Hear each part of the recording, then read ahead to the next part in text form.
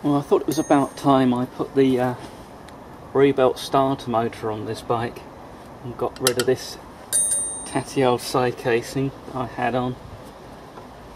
So we'll start off by dropping the foot peg down out of the way.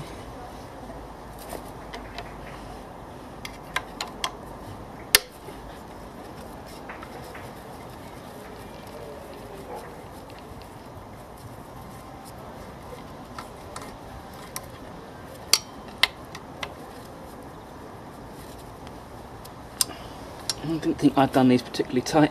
I need to get the other Allen key set. Okay, we'll go with a normal L-shaped key. Those long handles are just a little bit too flexible, and the ball end just a little on the weak side. No sense in risking the tool.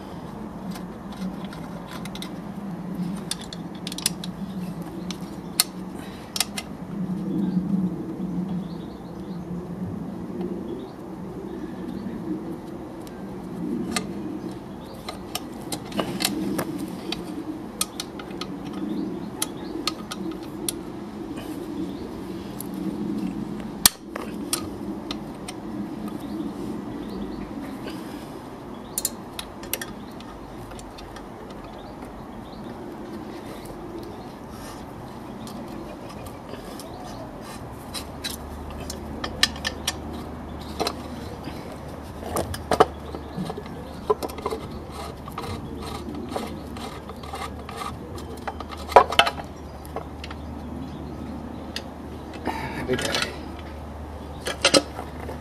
I've cleaned the previously cleaned the starter motor drum up as much as possible without actually taking it off and remachining it. People often used to, as has been done here, put a whole load of centre punch marks in it in a mistaken attempt to get the shoes to grip, when that was really a problem related to the battery not cranking fast enough, so the shoes weren't being thrown out with enough force to get a good grip.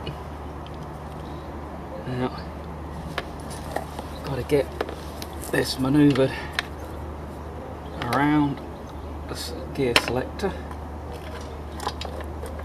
and across.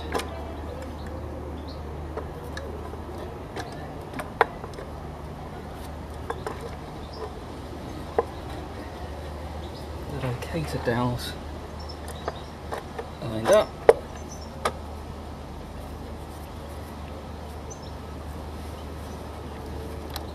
And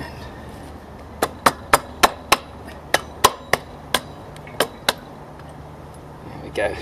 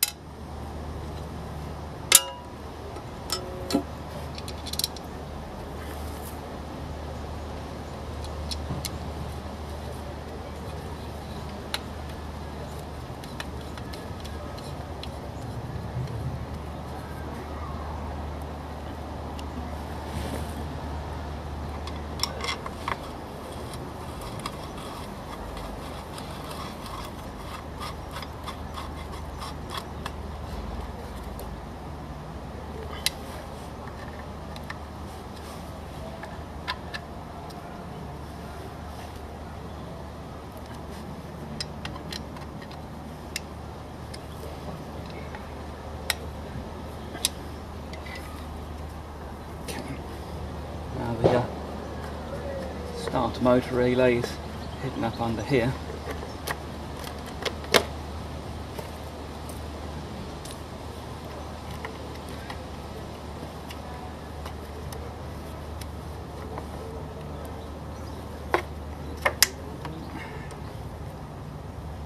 Let's get a screwdriver for that.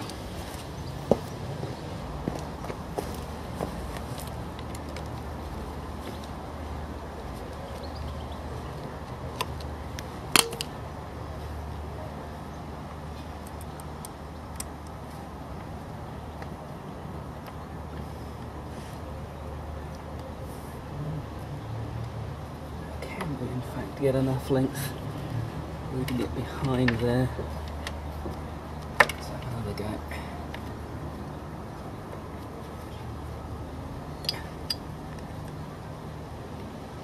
Yeah, just about.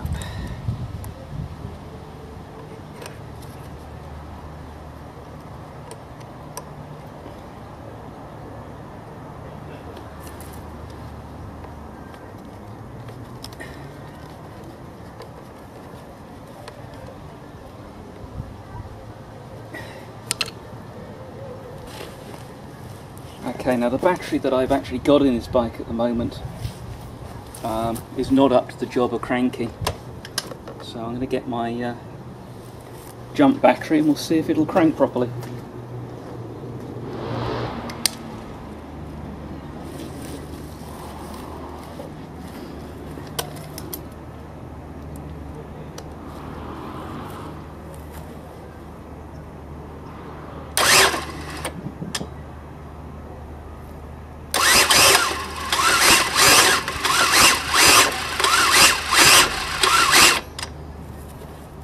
Well, it is cranking, but the jump leads aren't up to the job. These are only a very lightweight set of leads. That'll yeah, they got pretty hot. So it'll need a new battery in there. That at least is notionally working.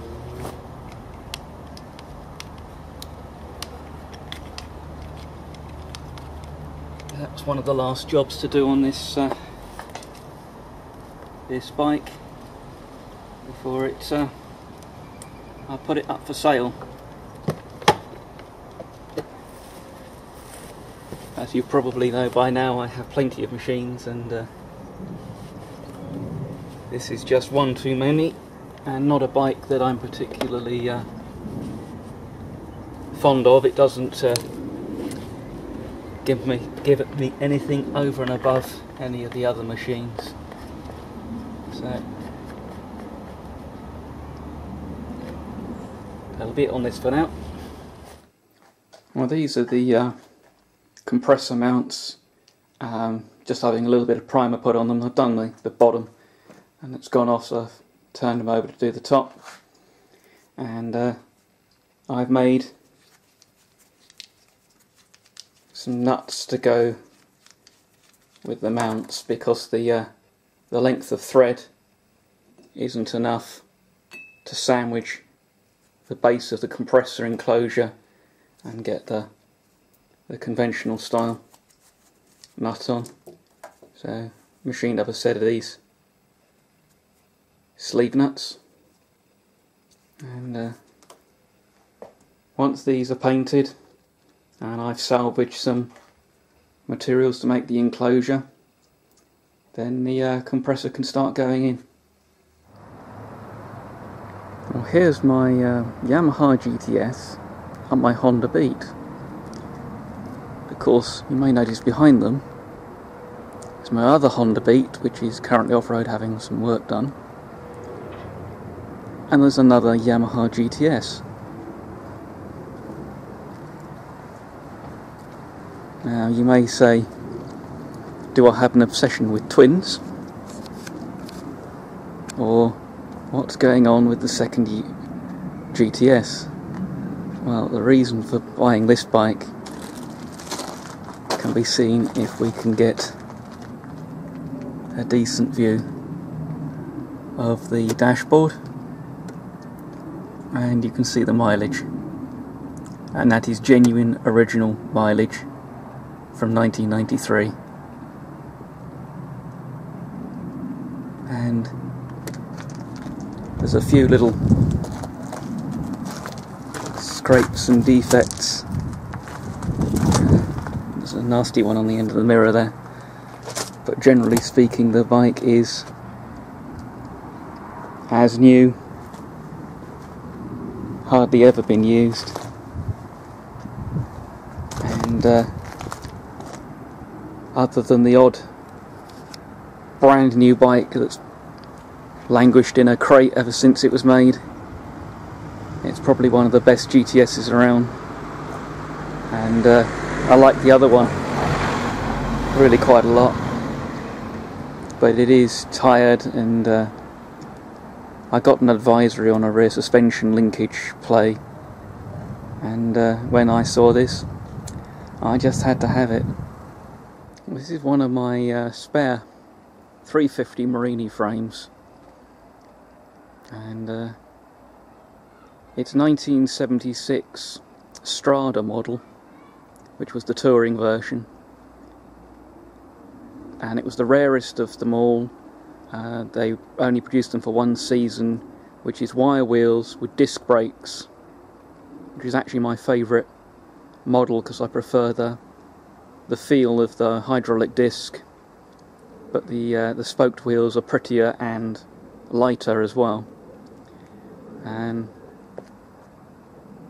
Guy offered this to me at the club stand at the Festival of 1,000 Bikes at Mallory one year, for really not very much money. It was just a rolling frame with a seized engine in it, but I got it for about what the front and rear hubs were worth, and it's a registered frame, so none of the hassles of going through getting it registered. On the rear foot peg hangers you can see all of these holes, and which actually go all the way through, in most cases, no, in all cases.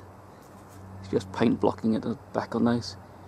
And this was how someone had attached plates to the frame for rear set foot pegs. So whatever happens, I won't be putting them on that way, so I'm going to have a go at this with the flat wheel, then MIG weld it up, then dress it back, decide what to do about the little bracket there that's for the brake cable. Now that's only used if I put it back to standard configuration as a touring machine with the standard foot pegs and levers. Other than that, I think the frame is pretty much okay.